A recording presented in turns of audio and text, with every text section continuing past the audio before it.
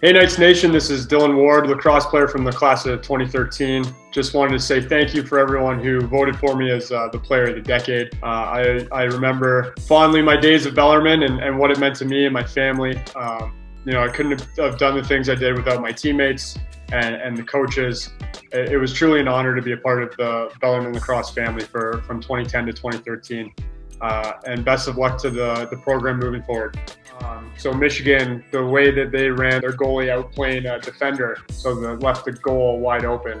And all week of practice, we were practicing that, and we had a play where I would shoot on the goal from our own end, and I actually missed every single shot we took that week. So when the chance came during the game, I took it, and it just so happened to go in. So kind of saved my goals for the game, I guess. To finish our season was something I'll never forget. And I remember going up that game, we were up big in the first half. They started to crawl back, and then, Keaton O'Hara, predominantly a defensive player, has a turnover in the overtime, goes coast to coast and finishes it off for us. And the dog pile that happened after that, and the smiles on guys' faces, and the smile on Jack McGettrick's face, that was something I'll never forget.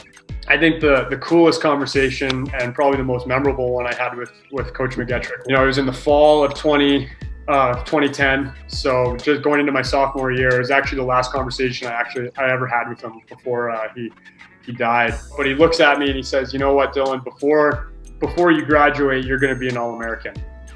And it's kind of giving me butterflies right now. But I just remember sitting there and thinking, I'm at a program, we've never had an All-American before. And you think, you've been around the game forever. He's a legend in the game. You think that highly of me, and that, that really just meant a lot to me. And, Jack McGettrick told me that this was going to happen. And 3 years later, it came true. And it was something that was very surreal. So that was a huge honor.